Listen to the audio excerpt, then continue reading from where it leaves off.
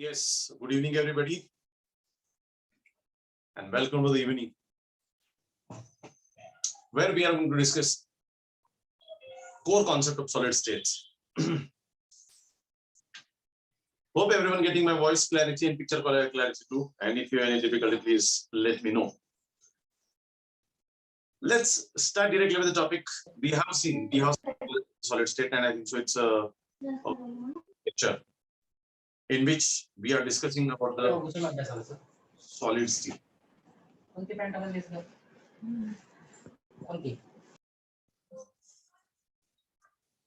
Vaishnavi. Okay. So this is the fourth or fifth lecture for the solid state, and we have made 3 sections of this chapter. First section is introductory for solid, classification of solids and classification of crystalline solids. And the second section where we are dealing with core concept of solid state, and in core concept of solid state, we have seen what is unit cell, what is stress lattice, what is unit cell. Mathematics, Bravis has given mainly 7 types of unit cell, and including their subtypes, we got 14 types of unit cells. And this classification is based on age length as well as bond angle. That is also what we have seen. Then, though there are mainly 7 types, here in the chapter, we have to discuss cubic unit cell. Cubic unit cell has the condition A is equal to B is equal to C, and alpha is equal to beta is equal to gamma is equal to 90 degree. That is what we have seen. And this cubic unit cell has the 3 types, subtypes: primitive or simple cubic unit cell, body-centered cubic unit cell, and face-centered cubic unit cell. In last lecture, we have discussed simple or primitive cubic unit cell under the 4 heads. Number 1, making of the unit cell. Number 2, number of atoms present in the simple cubic unit cell. Next 3, third heading was quantization number, and 4th was nothing but you can say density, or how much space is required in the cell. Okay. Now, today we are turning towards the second unit cell, and that is nothing but you can say BCC, body-centered cubic unit cell. Okay. So let's move to body-centered cubic unit cell. Second one, body-centered cubic unit cell, also called as BCC in short. Body-centered cubic unit cell, you can say this is the second type of the cell. उसके अंदर 4 heads वापस आते हैं. Number 1 heading, that is you can say making of this unit cell, making of BCC. Number 2, that is you can say number of atoms or number of particles, better, particles present in this BCC. And BCC. Number 3 is coordination number.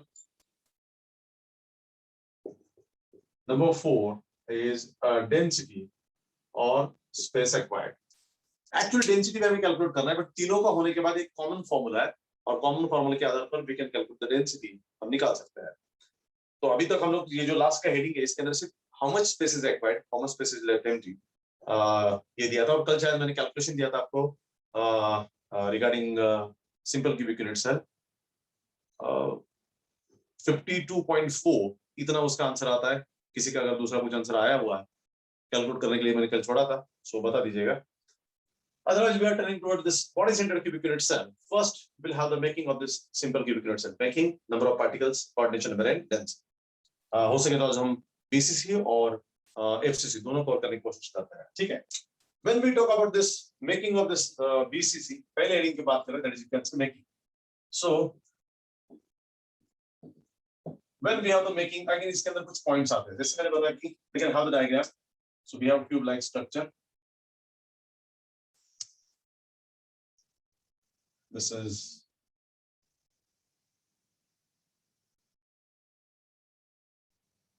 is a cube, and here particles are at the corners. No doubt, there are 8 corners, so there are 8 particles. And being this is BCC, body-centered cubic unit cell, 1 particle is in the body of this cube. Similar type of so it has to be at the same time. So that is present in the body of this cube. So उसी तरीके से हम जब discuss करते हैं तो ये समझ में आता है कि this is BCC, making of BCC, simple cubic unit cell. So body-centered cubic unit cell is obtained out of ABC 3-dimensional close packing arrangement. ABC 3-dimensional close packing arrangement. AB three dimensional close packing arrangement. आगे जाके पता चलेगा आपको ये क्या होता है, triple A close packing arrangement, A B three dimensional close packing arrangement and A B C three dimensional close packing arrangement. इसी चैप्टर के मतलब इसी टॉपिक के बाद हम उसे डिस्कस करने वाले हैं। So when we talk about the making of BCC, body centered cubic units, and it is obtained out of AB three dimensional close packing arrangement. Then, being this is a cube one, it has 8 corners and 8 particles are present on the 8 corners of this cube. One particle is present in the body of this cube, and that's why it is called as a BCC, body centered cubic unit cell. It has even 6 faces and 12 edges. That's all for the making. So making के अंदर के point देखिएगा कि what is here in the making of BCC? BCC is obtained out of AB three-dimensional close packing arrangement. It has a cubical structure. That's why this BCC has the 8 corners and 8 particles are present on the 8 corners. Whereas one particle is present in the body of this cube, as the name suggests. So we have one particle in the body of the cube. It has 6 faces and 12 edges. This is what is the making of this BCC. Is there any doubt to anyone? Because yesterday मैंने बताया था कि जिनको simple cubic unit cell के 4 head समझ में आए उनको बीसीसी और एचसी में डिफिकल्टी नहीं आए। तो मैं अज्यूम करके चलता हूं कि कल का आपको अच्छी तरह समझा हुआ है, इसलिए इसके अंदर अभी थोड़ा सा स्पीड में मैं जा सकता हूं बीसीसी और HC. So hope so everyone is done what is making of this BCC. Next is number of particles present in BCC. BCC के अंदर कितने नंबर ऑफ पार्टिकल्स प्रेजेंट है ये हमें इसके अंदर डिस्कस करना है। तो हम क्या करते हैं, नंबर ऑफ पार्टिकल्स और ये कोऑर्डिनेशन नंबर दोनों topic at a time discuss करते हैं उसके अंदर, because it will become easy. इसके लिए हमें उसका एक 3D डायग्राम ड्रॉ करना जरूरी है। 3D डायग्राम तो मैं 3D डायग्राम यहीं पे ड्रॉ करता हूं, डेंसिटी हम बाद में यहाँ पे लिखेंगे, ठीक है। So number of particles and coordination numbers हमें डिस्कस करना है। तो यहाँ पे विल हैव 3D डायग्राम जो बीसीसी का होना है। अभी बीसीसी के अंदर अरेंजमेंट कैसा होता है इसमें? अरेंजमेंट होता है कि suppose this is the first particle, this is another particle, और इसके ऊपर कलम में यहाँ पे एक पार्टिकल निकाला तो यहाँ पे एक पार्टिकल निकाला। इसके अंदर ऐसा नहीं होता, इसके अंदर ये पार्टिकल यहाँ पे होता है, ये पार्टिकल यहाँ पे, इस टाइप का अरेंजमेंट होता है। मैं अगर यहाँ पे इस तरीके से निकालता हूँ तो ये पार्टिकल इस तरीके से आएगा। So this is you can say A layer, this is you can say B layer of the particles. तो इसके ऊपर मैं इस तरीके से वापस यहाँ पे एक पार्टिकल निकाल सकता हूँ, हियर यू कैन से, और सॉरी, तो इस तरीके से आएगा, इस तरीके से अरेंजमेंट होता है। तो अभी इसी के अंदर हम देखेंगे तो ये सेंटर का पार्टिकल देखिए, this is surrounded by this much of particle as like 6 1। इसके ऊपर भी पार्टिकल, यहाँ पे 3 पार्टिकल रख सकते हैं हम लोग, यहाँ पे 3 पार्टिकल रख सकते हैं। सो ये इसके नीचे भी 3 पार्टिकल रख सकते हैं। दिस इज द अरेंजमेंट, ये आगे देखेंगे हम लोग। बट यहाँ पे ध्यान रखिएगा कि कल जिस तरीके से हमने 4 पार्टिकल्स निकाले थे उस टाइप का अरेंजमेंट यहाँ पे बीसीसी में नहीं मिलता। बीसीसी में थोड़ा सा अलग टाइप का अरेंजमेंट है, उसका मैं 3D डायग्राम आपको दिखाना चाहूंगा यहाँ पे। सो इस 3D डायग्राम के अंदर आप देखिएगा,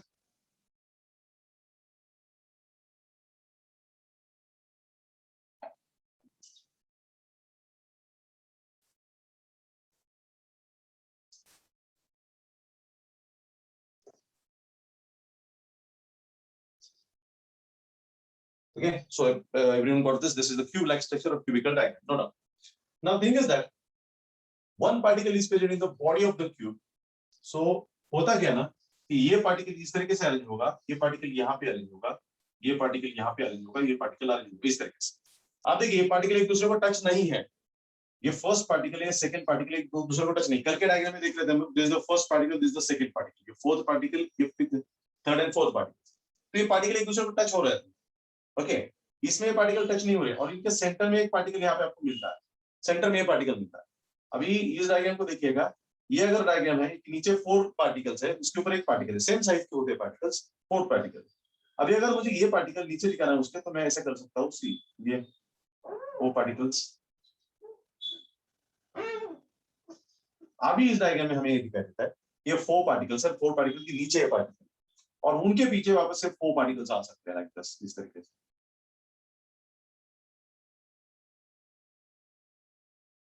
इस तरीके से। तो अभी कुल मिला के इसके अंदर आपको दिखाई देंगे, नीचे के लेयर में 4 पार्टिकल्स, उसके ऊपर ये वाला पार्टिकल, उसके ऊपर 4 पार्टिकल्स, इस तरीके का। और इसका क्यूब मैं कन्वर्ट करना चाहूंगा क्यूब में, तो आप देखिएगा ये क्यूब फ्रंट पार्टिकल्स का फेस है, ये फ्रंट पार्टिकल का फेस है, ये पीछे के पार्टिकल का सेंटर शायद यहाँ पे कहीं रहेगा, लाइक दिस वन, ये इस तरीके से। सो this is the cube like structure, this is the cube like structure. इस क्यूब के अंदर फ्रंट कॉर्नर, पीछे का कॉर्नर, वहां पे 2 पार्टिकल, सब में ऐसा है कॉर्नर, और ये सेंटर में एक पार्टिकल दिखाई देता है जो यहाँ पे मैंने ड्रॉ किया, isn't it? तो यहाँ पे इसी तरीके से होगा। तो ये जो पार्टिकल है बीच में देखें, ये इधर का ये जो पार्टिकल है कॉर्नर, ये इस तरीके से यहाँ पे होता है। तो यहाँ पे मैं इस कॉर्नर को फ्रंट कॉर्नर्स कंसीडर करता हूँ लाइक दिस। ये फ्रंट फेस है और ये फ्रंट के कॉर्नर। सो ये अपना फ्रंट फेस कंसीडर होता है। अभी फ्रंट फेस कंसीडर होने के बाद ये शायद सेंटर पॉइंट ये है इस लाइन का, ये एज का सेंटर पॉइंट ये है, इस पे यहाँ पे देखते हैं कि दोनों पार्टिकल एक दूसरे को टच नहीं है। जैसे मैंने ड्रॉ किया था इस तरीके से ड्रॉ किया था लाइक इस तरीके से, और इसका ये सेंटर पॉइंट हमें कनेक्ट करेंगे। दोनों पार्टिकल एक दूसरे को टच नहीं है लाइक इस तरीके से, ठीक है ना। तो अगर टच नहीं है तो उसके बीच में डिस्टेंस है। तो मैं यहाँ पे इस तरीके से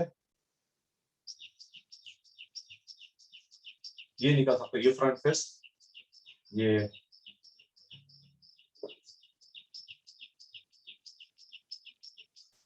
इस तरीके से,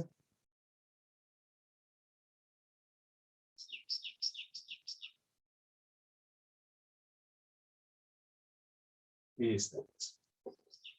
तो ये हमारा फ्रंट फेस होता है। So this is the front face what we can calculate. और इसके बीच में पीछे एक पार्टिकल दिखाई देता है, तो इस तरीके से दिखाई देता है। सो ये आप देखेंगे, तो ये पार्टिकल यहाँ पे आपको दिखाई देता है। तो इस पार्टिकल, ये particle. So this is the arrangement जो इसके अंदर मैंने बताया था आपको। यहाँ पे अरेंजमेंट दिखाया था। वो कैसे दिखाया था मैंने, जैसे कि this are the 4 particles, okay, ये 4 पार्टिकल्स, और इन 4 पार्टिकल के पीछे एक पार्टिकल्स है जो यहाँ पे दिखाई देता है आपको,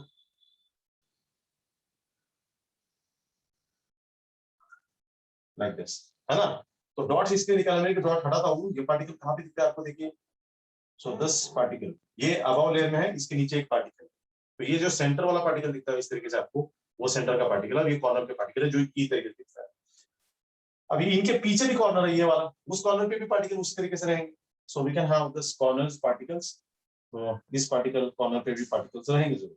तो अभी देखिए ये वाला इस तरीके से रहेगा ये कॉर्नर पे, तो यहाँ पे ये कॉर्नर पे पार्टिकल इस तरीके से रहेगा।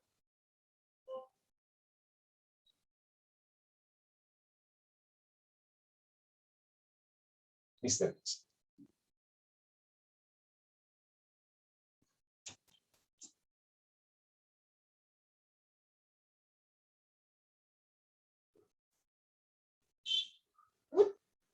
इस तरह।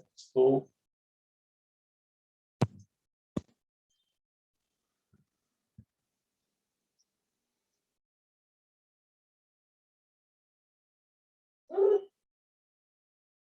इस तरह से also everyone getting this diagram, this is a 3-dimensional BCC structure। कल हमने कैसे निकाला था, सिंपल क्यूब यूनिट्स है। तो इसके अंदर दिखाई देता है ये 4 कॉर्नर्स है, ये फ्रंट के 4 कॉर्नर्स है, और ये बैक के कॉर्नर्स दिखाई देते हैं आपको यहाँ पे, बैक के कॉर्नर्स। और हर कॉर्नर पे यहाँ पे पार्टिकल है। कितना होता है कॉन्ट्रीब्यूशन हम जानते हैं, कॉर्नर के पार्टिकल कॉन्ट्रीब्यूशन कितना होता है ये हम अच्छी तरह जानते हैं, आप ये अच्छी तरह जानते हो। तो उसके आधार पर हम लोग निकालते हैं number of atoms present in this unit cell, number of atoms present in this unit cell. तो नंबर ऑफ एटम्स निकालने का मतलब second point number of atoms, तो मेकिंग तो हो गया। सेकंड नंबर ऑफ एटम्स और number of particles, number of atoms और नंबर ऑफ पार्टिकल्स की हम बात करते हैं। So when we talk about number of particles, number 1 from corners. Corners, अब देखिए कॉर्नर के पार्टिकल का कंट्रीब्यूशन कितना है। ये पार्टिकल जो है, ये जो दिखता है आपको, this is the piece of sphere, this is also piece of sphere, this another piece, this one. ऐसे कितने होते हैं हम जानते हैं। So this contribution is 1/8 into ये जो पार्टिकल होता है, कल हमने देखा किसी भी क्यूब के अंदर कॉर्नर का पार्टिकल का जो कंट्रीब्यूशन होता है वो 1/8 होता है। So this is the 1/8 contribution. ऐसे कितने कॉर्नर्स होते हैं, every cube has 8 corners, so that's why multiply by 8 is equal to 1 atom, or you can say 1 particle. So चाहे हम लोग सिंपल क्यूबिक की बात करें, चाहे हम लोग बॉडी सेंटर क्यूबिक की बात करें, या फिर हम लोग फेस सेंटर क्यूबिक की बात करें, कॉर्नर पे तो पार्टिकल होना ही नहीं, और कॉर्नर का जो पार्टिकल है उसका कंट्रीब्यूशन है 1/8। सो इट्स कंट्रीब्यूशन इज 1/8, तो अकॉर्डिंगली उतना तो उसके अंदर रहेगा, no doubt. So this is 1/8 into 8 is equal to 1 atom which is present for the copper। इस body centre cubic unit cell की खासियत है कि कॉर्नर पे पार्टिकल तो है, उसके अलावा एक पार्टिकल है जो बॉडी में प्रेजेंट होता है, बॉडी में प्रेजेंट है। और इसकी स्पेशलिटी है कि this particle is present in the body of this cube, body of this cube, जो दूसरे किसी भी यूनिट सेल में कंट्रीब्यूट नहीं करेगा। कॉर्नर का पार्टिकल दूसरे यूनिट सेल में कंट्रीब्यूट कर सकता है because that is present on the corner. जैसे कि यहाँ पे मैंने देखा ये वाला, ये सेंटर हमने निकाला। So this are the centres, ये हमने निकाला। सो होता क्या है कि ये जो पार्टिकल है कॉर्नर का, ये इसमें कंट्रीब्यूट कर रहा है, इस तरफ कंट्रीब्यूट करता है, इस तरफ कंट्रीब्यूट, सब में कॉर्नर का पार्टिकल 8 यूनिट सेल में कंट्रीब्यूट कर सकता है। बट ये वाला जो पार्टिकल है जो इस बॉक्स के अंदर है, इस क्यूब के अंदर है, वो दूसरे कहीं कंट्रीब्यूट नहीं करेगा। मैं कल एग्जांपल दे रहा था, किसी बिल्डिंग में 2 फ्लैट है और 2 फ्लैट के बीच में एक कॉमन वॉल है, तो वॉल तो कॉमन है उस फ्लैट में, इस फ्लैट, बट अगर इस फ्लैट के अंदर कुछ टेबल पड़ा हुआ, वो उसी फ्लैट का पार्ट है, उसी फ्लैट के अंदर पड़ा हुआ।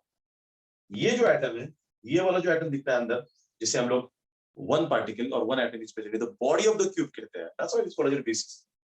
वो पार्टिकल दूसरे किसी भी यूनिट सेल का पार्ट नहीं है, वो सिर्फ इसी यूनिट सेल में हो, दूसरे किसी यूनिट सेल में वो जा ही नहीं सकता, बिकॉज़ वो इसके अंदर प्रेजेंट, एंड दैट्स व्हाई दूसरा पार्टिकल आता है फ्रॉम सेंटर, फ्रॉम सेंटर।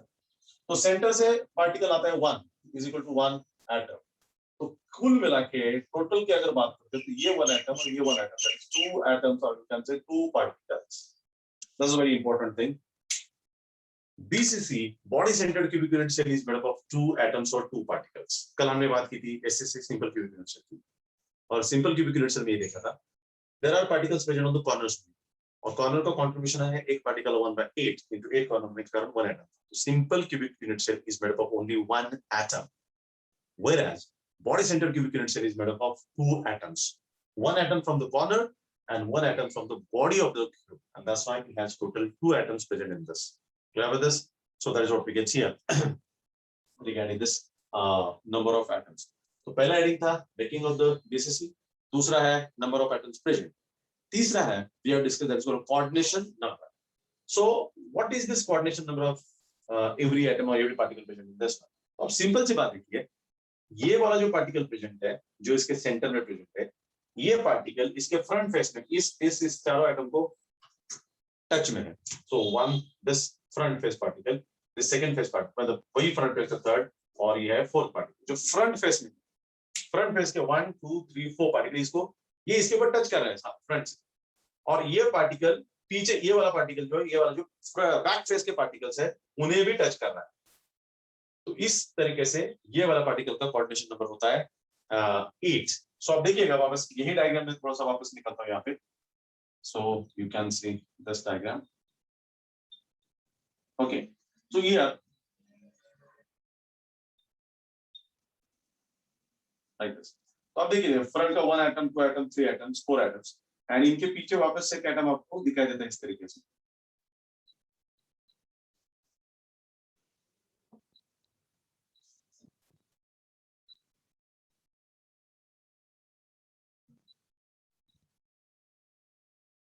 अभी इसके अंदर देखिएगा, इसके अंदर टोटल कुल मिला के आपको 9 एटम्स और 9 पार्टिकल्स दिखते हैं। फ्रंट फेस में 4 पार्टिकल्स, उसके नीचे 4 पार्टिकल्स, और दोनों के बीच में एक पार्टिकल दिखता है। तो ये जो सेंटर वाला पार्टिकल है, फ्रंट फेस के चारों को टच कर रहा है और बैक फेस के वापस चारों पार्टिकल्स को टच कर रहा है। तो ये this atom is in contact with 8 particles और 8 एटम्स। तो कल हमने कोऑर्डिनेशन नंबर की डेफिनेशन देखी थी। What is coordination number? तो जो हमारा तीसरा हेड था, that is called as coordination number, that is also called as CN number, in short CN number, coordination number, CN number, coordination number. तो coordination number कल था सिंपल क्यूबिक यूनिट सेल के अंदर, कोऑर्डिनेशन नंबर था 6, because simple cubic unit cell में we can consider any of the atom which can be in contact with another 6 atoms, and that's why the coordination number is 6. When we talk about this BCC, or we can have this diagram, इसके अंदर clearly दिखाई देता है कि हम अगर body centre में जो पार्टिकल प्रेजेंट है उसे कंसीडर करते हैं, तो ये पार्टिकल टोटल 8 एटम के कांटेक्ट में उन्हें टच करता है, and that's why the coordination number must be equal to 8. So that's why the coordination number is, you can say, 8. Coordination number is 8. This is in case of BCC. ये learning की भी बात है। कल प्रशांत ने शायद क्वेश्चन पूछा था यार कोऑर्डिनेशन नंबर में क्वेश्चन कैसा पूछा जाता है। सिंपली पूछा जाएगा, जैसे कि एमसीक्यूज की बात आती है उसमें पूछा जा सकता है, या फिर फिल इन द ब्लैंक में पूछा जा सकता है what is the coordination number in BCC। तो ये लर्निंग की बात है और ये अंडरस्टैंडिंग की बात है। अगर जितना आप इस डायग्राम को ठीक से समझ सकते हो, इमेजिन कर सकते हो, क्योंकि ये फ्रंट फेस के पार्टिकल है, बैक फेस के पार्टिकल दिखते हैं, ये पार्टिकल दिखता है, so that is the 3D view. Imagine करेंगे तो दिखता है कि सेंट्रल वाला एटम 4 एटम को टच करता है फ्रंट में और 4 एटम को बैक फेस में टच करता है, जैसे कुल मिला के 8 एटम के टच में होता है, that is coordination number. This is understand. And सीधा लर्निंग करेंगे तो 8 सीधा लर्न करो तो एमसीक्यू लाइव क्वेश्चंस आप आंसर कर सकते हो। लेकिन कई सारी चीजें ऐसी होंगी जो अंडरस्टैंडिंग के आधार पर सॉल्व करनी पड़ेगी। सो दोनों भी तरीके आज में याद रखिएगा। That is what. तो 3 हेड हो गए। पहला हेडिंग था मेकिंग ऑफ बीसीसी, जो यहाँ पे देखा। दूसरा देखा number of atoms present in BCC, जो देखे हमने, number of atoms present in BCC is 2 atom, BCC is made up of 2 atom. और तीसरा coordination number in BCC is nothing but you can से 8। That's done. Now fourth heading जो हम बात करते हैं, that is nothing but how much space is required in case of BCC or what's the density in BCC, ये हमें discuss करना है, ठीक है। So let's move to the space required। अभी इस डायग्राम को मैं हटा देता हूँ, ये डायग्राम।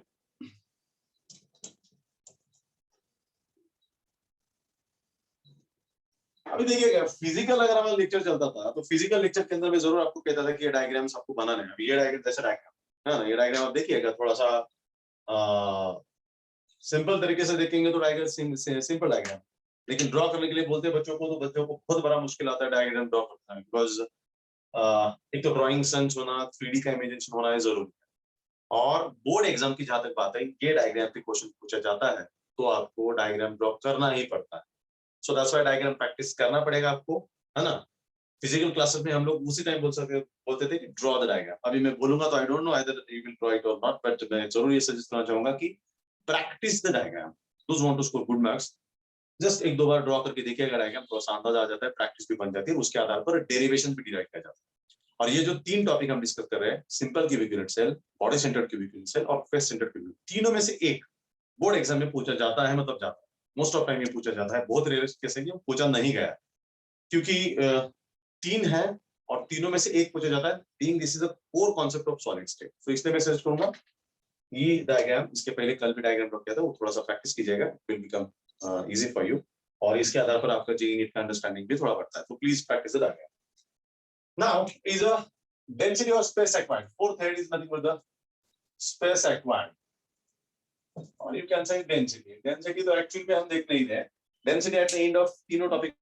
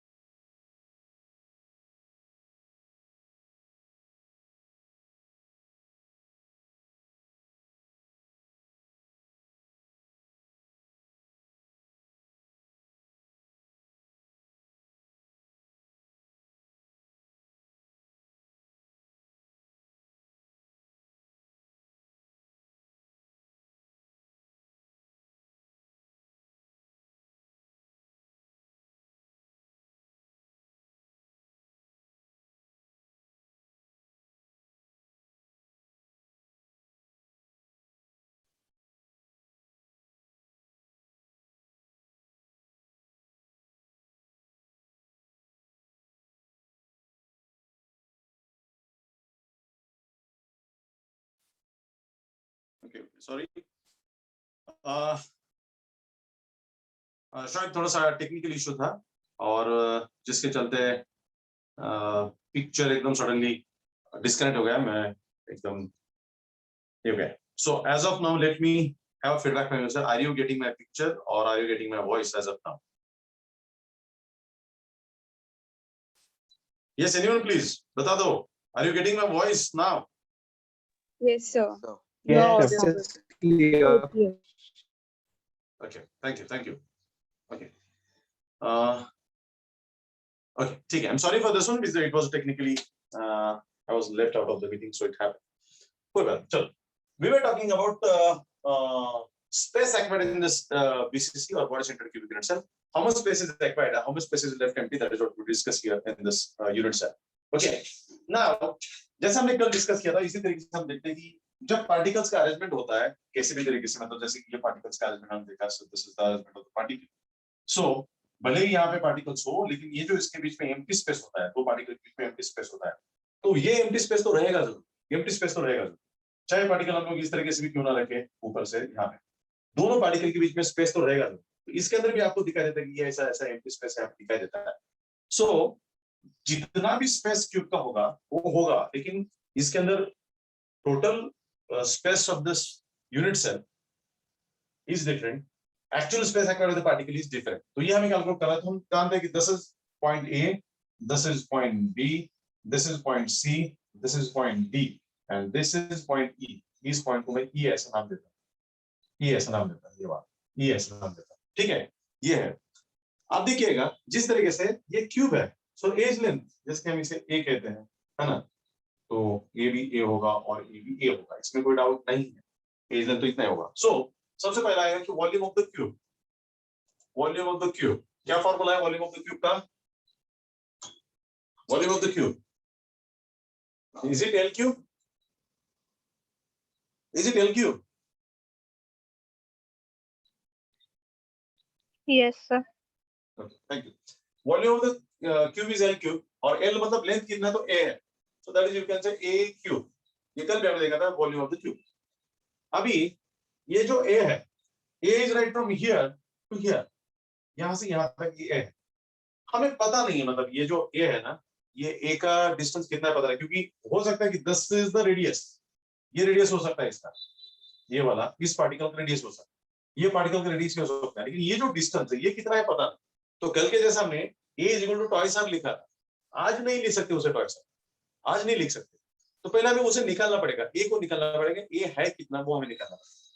तो उसके लिए कुछ अलग चीजें करनी पड़ती है. तो जैसे मैंने बताया ये पॉइंट a है, पॉइंट b है, पॉइंट c है, पॉइंट d और पॉइंट a है. अभी हम क्या करते हैं कि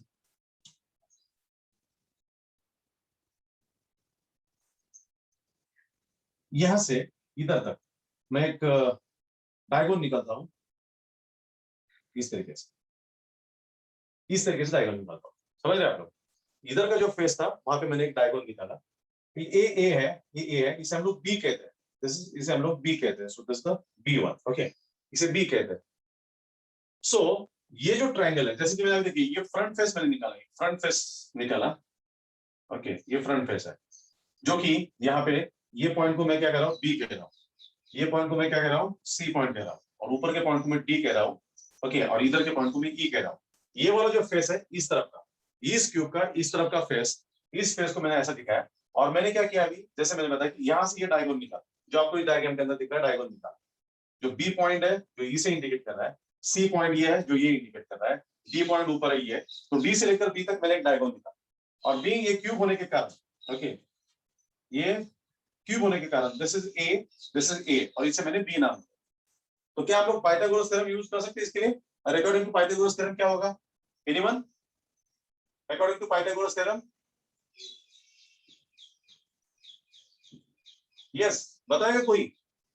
ये जो ट्रायंगल बनता है, ये ट्रायंगल में can we calculate this B according to Pythagoras theorem? Here is the 90 degree angle. कोई बता पाएगा? We have considered triangle BCD, which is 90 degree here. This edge length A, this is edge length A, and this is B. So according to Pythagoras theorem, क्या होता है? इस triangle को apply करेंगे तो एनीवन पाइथागोरस थ्योरम जानते हो आप लोग? B is equal to root 2A. √2a A.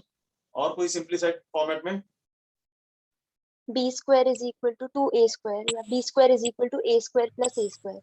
Yes very good b square is equal to a square plus a square मतलब ये जो स्क्वायर ऑफ द डायगोनल होता है ना is equal to sum of the square of two sides is the Pythagoras theorem what we can say तो b square is equal to a square तो ये क्या होगा फिर इसे सॉल्व करते हैं तो b square is equal to twice a square ये हम लोगों को मिलेगा ओके तो b इज इक्वल टू क्या होगा फिर b इज इक्वल टू ठीक है अभी इतना ही रखते हैं हम एज ऑफ नाउ इतना ही रखते हैं b को हम लोग क्योंकि हम लोगों को अभी यहां से लेकर a से b तक ये a मिल गया ऑलरेडी a है यहां से b से लेकर b तक ये हमें मिलेगा जो b है ओके अभी और एक चेंज करते हैं ये पॉइंट b से लेकर पॉइंट a तक मैं डायगोनल निकालता हूं पॉइंट b से लेकर पॉइंट a तक डायगोनल निकालता हूं लाइक दिस वन ये डायगोनल यहां तक आता है ये इसे मैं c नाम देता हूं अब देखिएगा फ्रंट फेस हमारा ये है this one is the front face ये पॉइंट फ्रंट फेस का लोअर कॉर्नर है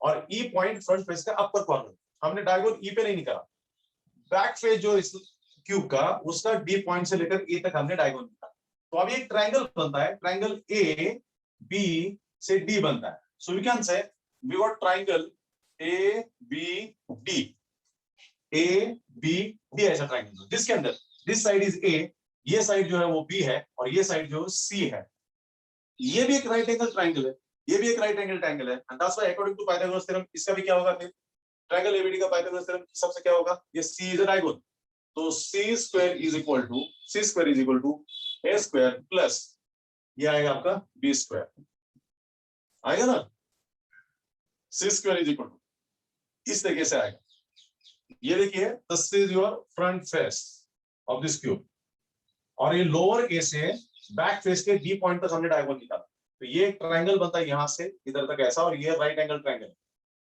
ये वाला फेस और ये वाला फेस दोनों एक दूसरे को 90 डिग्री में तो इस फेस में कोई भी लाइन ड्रॉ करो और ये इस फेस में कोई भी लाइन ड्रॉ करो एक दूसरे के साथ 90 डिग्री ही होंगे so that's why triangle A B और D is a right angle triangle यहां ये राइट एंगल ट्रायंगल ही है सो पाइथागोरस थ्योरम में आपका होता है c square is equal to a square plus b square b square का वैल्यू कितना है twice a square so we can say c square is equal to a square plus twice a square so c square is equal to twice a square इतना मिलेगा आपको यहां तक किसी को कोई डाउट है ओके आप देखिएगा कि ये जो c है ये c का वैल्यू हमें पता है ये वाला पार्टिकल फ्रंट फेस पे है ये वाला जो पार्टिकल दिखता है वो उसके ऊपर बीच में है और ये वाला पार्टिकल उसके पीछे तो ये डायग्राम ऐसा होता है फ्रंट का पार्टिकल देखिए इस तरीके से है ये बीच वाला पार्टिकल शायद इस तरीके से है और ये लास्ट कॉर्नर का पार्टिकल शायद इस तरीके से है सो ये इस तरीके से उनका डायगोनल होता है इस तरीके से डायगोनल होता है ये वाला पार्टिकल बैक कॉर्नर का है ये कॉर्नर का पार्टिकल है जो यहाँ पे निकाला ये पार्टिकल जो है ये वाला जो सेंटर में और ये फ्रंट फेस का पार्टिकल ये है तो ये सारे particle exactly one of the other है सारे particle exactly one of the other so ये सेंटर पॉइंट है ये centre point this is radius and this is again twice radius मतलब डायमीटर तो फर्स्ट रेडियस ये डायमीटर और ये वापस रेडियस तो 4r बनेगा this is nothing but the c ये जो लेंथ है वो c है जो हमने यहाँ पे लिया और this c is nothing but the 4r c is nothing but the 4r because ये पार्टिकल्स यस बीच का बड़ा सर्कल अंदर होता है क्या? हाँ बड़ा सर्कल वो स्फीयर है ना we are talking about the spheres तो ये ऑलरेडी बॉडी के अंदर उसके लिए डायग्राम मैंने बताया था बेटा लोग आपको कि दिस इज द डायग्राम जो मैंने बताया था आपको हियर अभी ये पार्टिकल ये फ्रंट फेस के पार्टिकल ये दोनों फ्रंट फेस के अंदर एक पार्टिकल होता है ये पार्टिकल होता है जो ये दिखता है ये वो बड़ा सर्कल है ना?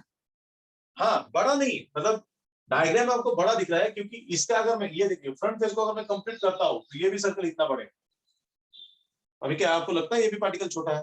अच्छा नहीं हाँ क्योंकि this is nothing but the 1/8 part देखा ना हमने कॉर्नर का जो पार्टिकल है दिस इज द 1/8 पार्ट और ये जो है पूरा निकला तो ये पार्टिकल ये सर्कल करता हूं मैं ये भी सर्कल कंप्लीट करता हूं तो दिखता है आपको ये इस तरीके से तो वही है कि this distance is nothing but the r distance twice r और यहाँ से ये डिस्टेंस नथिंग मतलब वापस आ रहा है, दिस इज 4r, तो distance c is equal to 4r मिलता है। Getting everybody? This is nothing but the 4r. So distance c is nothing but the 4r. तो यहाँ पे लिख सकते हैं, but c is equal to 4r. c is equal to 4r. तो ये वैल्यू यहाँ पे रखते हैं हम लोग। तो 4r square is equal to thrice a square. So 4r का स्क्वायर क्या होगा? 16r square is equal to thrice a square. अभी मुझे a square निकालना है, तो मैं क्या करूंगा? बोलिए, a square is equal to 3 इस तरफ भेज देता हूँ, 16r square अपॉन 3 रहेगा ना। अभी मुझे अगर a निकालना है तो what will happen?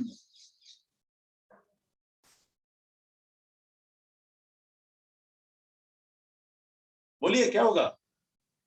a square है, I have to take root of this one, तो a इज इक्वल टू, इसका रूट लेना है, कितना होगा?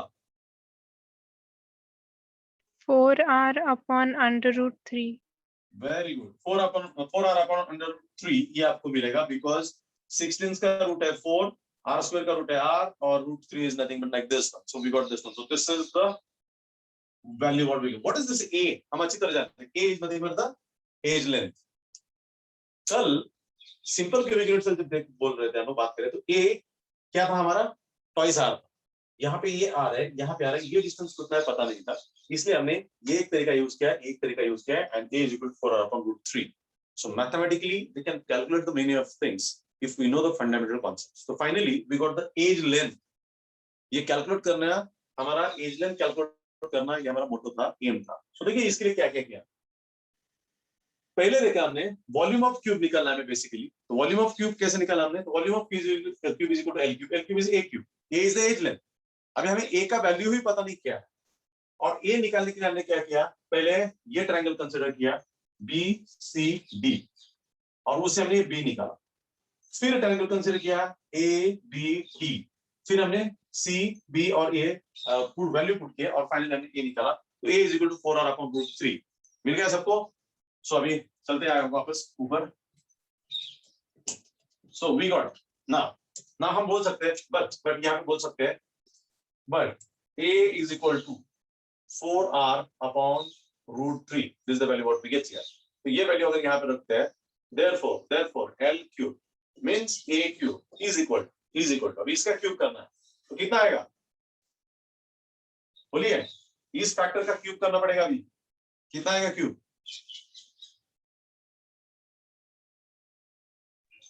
ये 64r cube upon 3 root 3. Very good, 64r cube upon 3 root 3 इतना हम लोगों को मिल जाएगा। Clear with this? So that is the finally volume of the cube. What is this? This is actually volume of the cube, because हमें volume of the cube is L cube मतलब a cube, और a का value calculate किया, उसका cube कर दिया, तो 64r cube upon 3 root 3 इतना आपको मिल गया। So first we got the volume of the cube. Now दूसरी चीज है, कल हमने की थी, what is the volume of sphere? किसी भी स्फीयर का वॉल्यूम कैलकुलेट करने का फॉर्मूला कल किसी ने बताया था, बोलिए क्या है formula? 4/3 pi r cube. 4/3 4 upon 3 into pi r cube. Pi r cube. Got it? इतना हमको मिल जाता है। So this is a volume of sphere. 4/3 pi r cube. It is a volume of sphere. अभी स्फीयर मतलब एक sphere की बात करते हैं। हमने ऑलरेडी कैलकुलेट किया हुआ है कि this is a body centre cubic unit cell which is made up of 2 atoms. Corner से जो पार्टिकल है वो 1 एटम आता है, और बॉडी में एक एटम है, 2 एटम आते हैं। मतलब ये जो क्यूब है इसके अंदर 2 स्फीयर प्रेजेंट है। सो हम एक स्फीयर का वॉल्यूम ऐसा निकालते हैं, तो वॉल्यूम ऑफ 2 स्फीयर्स कैसे निकालेंगे? वॉल्यूम ऑफ 2 स्फीयर्स क्या होगा? 2 into 4/3 pi r cube ये होगा। सो ये सॉल्व करेंगे तो कितना आएगा? 8/3 pi r cube. This is the volume of 2 spheres. 2 sphere है, एक स्फीयर का वॉल्यूम इतना है, मल्टीप्लाई टू 2 स्फीयर का वॉल्यूम इतना होगा। अब ऐसा होता है कि एक्चुअल क्यूब का जो वॉल्यूम है वो इतना है, और पार्टिकल ने जो इसमें से एक्वायर किया है वो इतना है। तो हम ऐसा कह सकते हैं कि वॉल्यूम ऑफ क्यूब कितना है? 64 upon 3 root 3 r cube, which counts to be 100%. Volume of cube counts to be 100%. Then volume of two spheres जो यहाँ पे एक्वायर किए गए ये है, that is 8/3 pi r cube counts to be x%. X%. मतलब this is the actual volume acquired by the particle. So x is equal to क्या आएगा फिर 8/3 pi r cube into ये होगा 100 divided by 1 into ये क्या होगा बोलिएगा 3√3 upon 64 r cube होगा कि नहीं होगा? इस तरीके से होगा। अब ये अगर हम सॉल्व करते हैं तो हमें how much space is actually acquired by the particles, ये जो पार्टिकल्स प्रेजेंट है टोटल क्यूब में से कितना वॉल्यूम स्फीयर ने एक्वायर किया और कितना वॉल्यूम एम्प्टी है ये हम कैलकुलेट कर सकते हैं। ये ऑलमोस्ट 68% अराउंड आता है। कैलकुलेट कीजिएगा आप लोग 68%, 67 पॉइंट समथिंग आपका 68% आएगा। कैलकुलेट कीजिएगा। I will expect answer from your side कि आप कैलकुलेट करके बता देंगे। क्लियर? सो अगर ये वॉल्यूम 68% आता है तो till 32% space is empty here in this type of unit cell. कोई भी सॉलिड अगर बीसीसी से बनता है, body centred cubic unit cell से बनता है, तो उसके अंदर 68% space is acquired by the particle actually, whereas 32% space is left empty. तो उसके अंदर उतना स्पेस एम्प्टी रहेगा, सॉलिड के अंदर एम्प्टी रहेगा, and that is according to basis. tomorrow we have to enter into the FCC, face centered cubic unit cell। BCC के बारे में 4 रेट्स देखे हमने। मेकिंग ऑफ यूनिट सेल दूसरा देखा हमने, number of atoms present in BCC तीसरा देखा, कोऑर्डिनेशन नंबर, और फिर देखा how much space is acquired, how we are calculated with this one. Clear? Bye bye, see you tomorrow, thank you much. कल हम लोग FCC के बारे में बात करेंगे।